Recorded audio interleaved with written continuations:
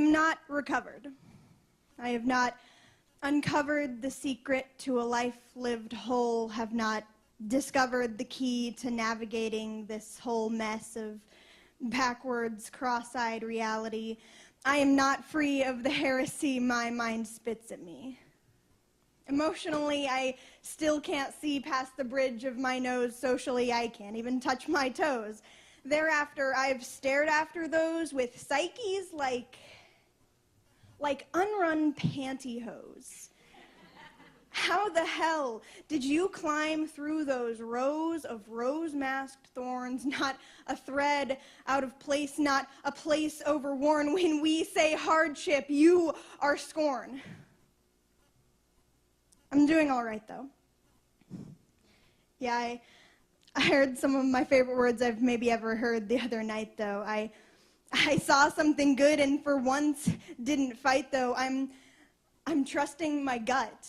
I'm asking for what I want. I'm saying my answers like I know they're right, you know? I know I'm not always right, but I can't always be wrong.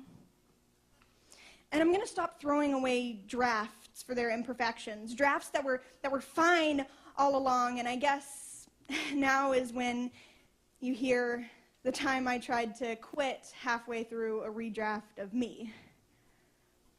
I should let you know in advance that this is not an apology. As the chronology of this piece plays out, I may appear to be saying sorry, but I can assure you that this was never meant to be an apology. See, I was 16 and suicidal, slumped solemnly in a seat in the office of the head of the psych ward I had just been admitted to. I was 16 and suicidal, and I was guilty. And I was sorry. The head nurse looks me straight in the eye and she says, "Suicide is selfish and so are you." And I say, "I know. I'm sorry." I apologized. I apologized for a disease, just as diagnosable, just as quantifiable, just as real as cancer or scoliosis or arthritis. I apologized for letting my pain mar her idyllic vision of the world. As if I didn't want desperately to see it the way she did. She told me I didn't understand the gravity of the situation, as if the 29 pills I'd downed weren't intended to be grave, or at least to dig me one. You know, in the end, though, I agreed.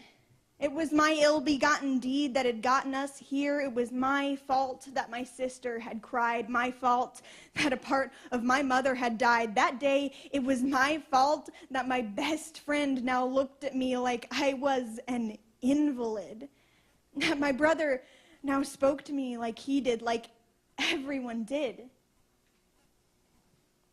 And I was guilty. And I was sorry. And if I'm being totally honest with you, some days I still am. But this is not an apology. This is not an apology. This is not an apology because I'm on the 21st draft of this poem so far, and I still can't find a blunter way to say that I blame you. I blame you for all those kids who go in and out of your ward. I blame you. This is not an apology. This is an accusation. This is a prophecy. Because someday, some way, there'll be a child that knows that they're not worth the food you're feeding them, not worth the cell where you're keeping them. No, just worth the lies you're telling them. That suicide is selfish, and so are they. And to them, I have to say that I hope that one day you can stand and say that the rest of your life is not an apology. Because it's been 3 great years, and some days still all I see is the guilt, is I'm sorry, the shame that I've served. the apology you never should have convinced us you deserved. I'm doing all right, though. Yeah, I looked up the other night, and I've changed.